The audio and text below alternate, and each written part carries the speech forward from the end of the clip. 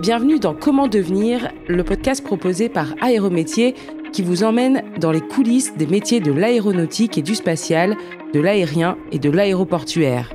Alors qu'il paraît souvent inaccessible, ce secteur regorge pourtant de filières et de formations vers des métiers très différents. Aérométiers se donne comme mission de vous montrer qu'il existe des opportunités pour tous.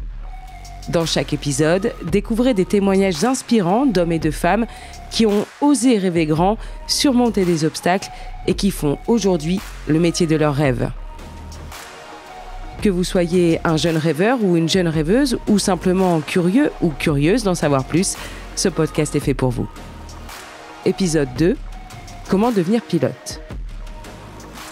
Comme c'est un métier passion, tous les jours quand je suis dans un avion, il y a quelque chose de super qui arrive. J'ai eu beaucoup de ténacité dans mon parcours, j'ai avancé. La motivation, c'est la clé. Pour notre deuxième épisode, nous rencontrons Elisabeth, 42 ans, pilote commandant de bord au sein d'Oyonair, une compagnie qui fait du rapatriement sanitaire et du transport de greffons. Elle, c'est le parcours modulaire qu'elle a décidé de suivre pour devenir pilote.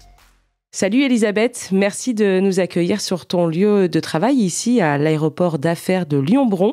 Alors tu vas nous raconter ton parcours pour devenir pilote. Mais avant ça, est-ce que tu peux nous raconter comment est née ta passion du pilotage ?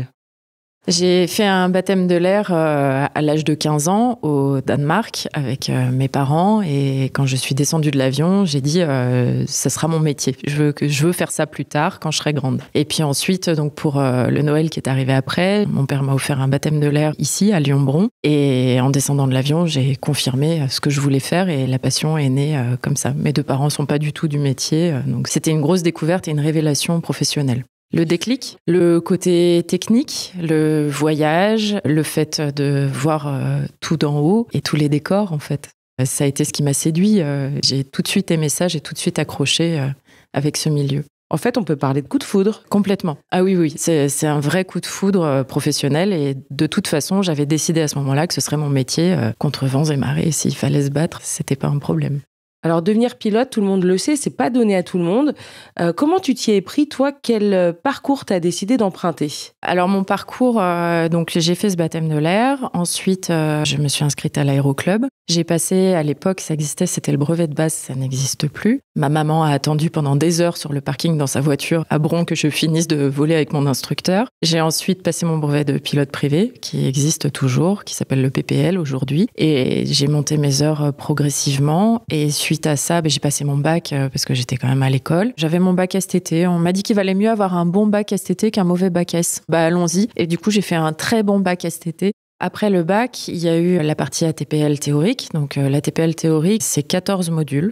Sur ces 18 mois, il y a des modules qui sont la météo. Il y a des modules de performance, de navigation, de masse et centrage. C'est tous des modules très techniques. Mais il y a aussi du facteur humain. Donc, comportement de l'être humain, notre corps, les limites, pour avoir une connaissance qui est élargie, en fait, sur tous les domaines qui englobent mon métier aujourd'hui. C'est que de la théorie. Donc, aujourd'hui, je sais qu'il existe deux manières différentes de le faire. Il y a le présentiel, avec des professionnels qui viennent, qui présentent leur matière, qui nous font des cours. Et il y a également le distanciel qui existe. Et là, ce sera plus avec du e-learning et avec des bouquins. Moi, j'ai choisi vraiment le côté présentiel parce que j'avais besoin de ça. Et je sortais du bac, donc je sortais d'école. Et je pense que la structure scolaire me correspondait bien à ce moment-là pour la partie théorique. Puisqu'il s'agit d'un parcours privé, j'imagine que tout ça a un coût. Ça a un coût. Moi, je suis allée à la banque pour faire un emprunt. Donc voilà, aujourd'hui, le coût pour la TPL théorique en présentiel, on tourne autour des 10 700 €, 11 000 €. Et ensuite, le distanciel, lui, réduit le prix. On est plus autour des 4 000 €. Donc du coup, moi, j'ai fait mon premier petit emprunt à la banque. Le premier d'une lignée qui, au bout d'un moment, se termine, en fait. Parce que quand on a enfin fini son cursus et qu'on commence à être payé pour voler, on rembourse son emprunt et puis voilà. Quels sont les prérequis pour entamer l'ATPL théorique ? Pour la partie théorique en modulaire, ça va être un bac. Moi, j'ai passé, avant d'intégrer l'école, j'avais fait un petit test d'anglais, de physique et de maths pour montrer que j'avais le niveau qui était requis. Donc, ça a été le cas et c'est ce qui m'a permis d'intégrer. Aujourd'hui, Les maths font partie du métier, certes, mais la priorité, c'est l'anglais. Aujourd'hui, tout est en anglais. Les avions, les manuels sont en anglais. Je dirais que c'est vraiment essentiel d'avoir des bonnes bases en anglais aujourd'hui pour devenir pilote.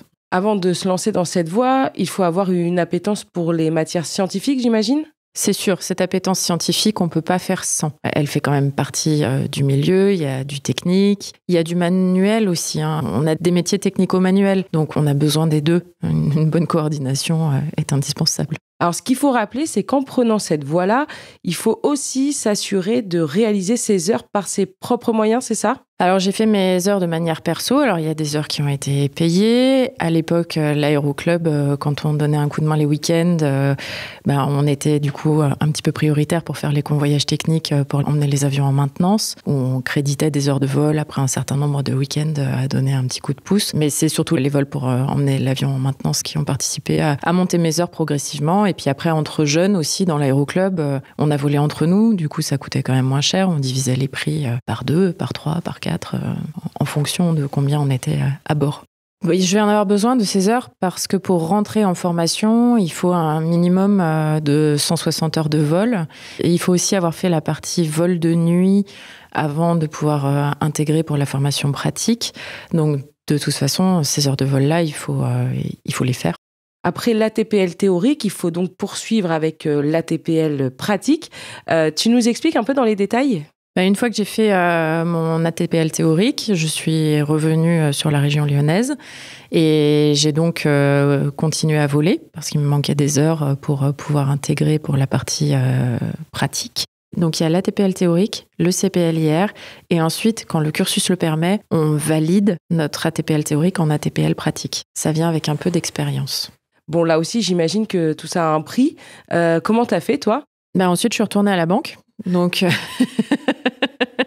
qui m'ont libéré un deuxième prêt pour cette partie-là. Pour la partie CPL, pour la partie Commercial Pilot License, il faut compter 15 000 €.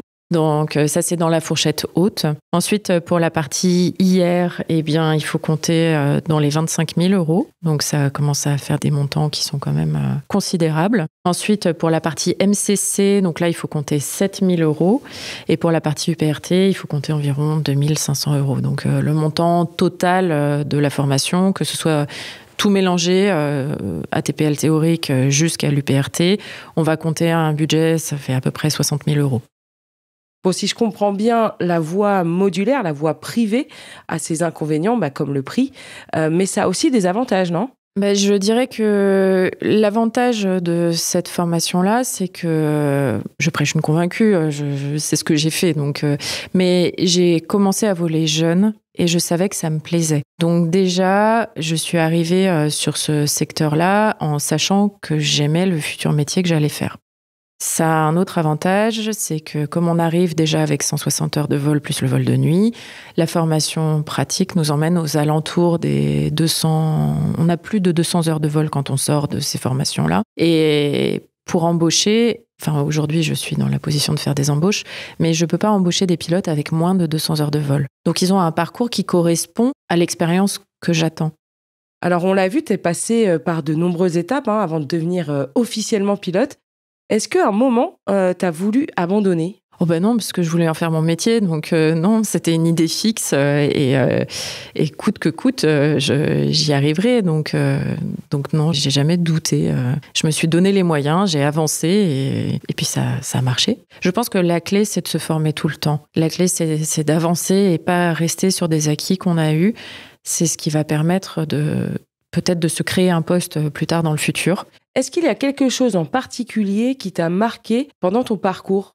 Je dirais qu'au début, quand j'ai débuté, on était très peu de femmes commandantes de bord sur ce type d'avion. Moi, je suis a priori la première femme commandante de bord sur Piaggio. Et c'est vrai qu'au début, ça s'est toujours très bien passé. J'ai toujours été hyper bien accueillie, mais oui, pour moi, c'est marquant parce que les gens ne sont pas forcément habitués à voir une femme blonde qui sort d'un avion. Ça d'ailleurs, on peut dire que ça a évolué quand même. Oui, je constate, il y a plus de femmes, même chez nous. Aujourd'hui, on a 30 pilotes et on a 10 femmes, donc on a un tiers de nos effectifs qui sont des femmes. Tu as l'air très épanouie dans ce que tu fais aujourd'hui, Elisabeth. Est-ce que tu peux nous dire dans le détail ce qui te plaît, ce qui te fait aimer ton métier ? J'aime ce que je vois sur la Terre. J'aime voir le Mont Blanc avec de la neige. J'aime voir l'Italie vue d'en haut. J'aime voir l'automne avec les couleurs qui changent. J'aime mon avion pour le côté technique. J'aime tout ce que je fais. J'ai vraiment de la chance. Je fais un vrai métier passion. J'ai le plus beau bureau du monde. On le dit souvent, mais c'est vrai. Avec le recul, quel regard tu portes aujourd'hui sur les différents parcours qui existent pour devenir pilote ? Je pense qu'aujourd'hui, au niveau des formations, on a tous notre place dans un cockpit et je pense que la grosse force, c'est qu'aujourd'hui, on sera tous capables de travailler ensemble, qu'importe le parcours qu'on a suivi. Et c'est la richesse de notre métier, c'est qu'on a tous des parcours différents, mais qu'on est tous capables de travailler ensemble. On n'est pas obligé de passer par la voie royale de l'ENAC, c'est sûr. Moi, je suis sortie avec un plan de carrière sur une feuille Bristol, donc j'ai été accompagnée dans ces décisions-là. Et on arrive finalement tous au même poste, à des postes équivalents. Paul Bocuse, qui est lyonnais, dit qu'en cuisine, c'est un métier manuel dans lequel il faut du compagnonnage. Et je pense que dans mon métier, le compagnonnage est part entière de ce métier-là. Un copilote, c'est un futur commandant de bord. Un commandant de bord sur un avion chez nous est un futur copilote peut-être en ligne régulière. Donc vraiment, cet accompagnement, ces références à ses pairs et le fait d'être bien entouré, ça fait à 100% partie de notre métier. Un grand merci à Elisabeth de nous avoir partagé son expérience personnelle sur le choix de son parcours privé et modulaire pour devenir pilote. Et puis nous, on se retrouve très bientôt pour explorer d'autres témoignages captivants, découvrir de nouvelles filières et plonger dans la diversité des métiers de l'aéro. Restez à l'écoute de Comment devenir, le podcast proposé par Aérométiers où chaque épisode vous ouvre les portes de l'avenir.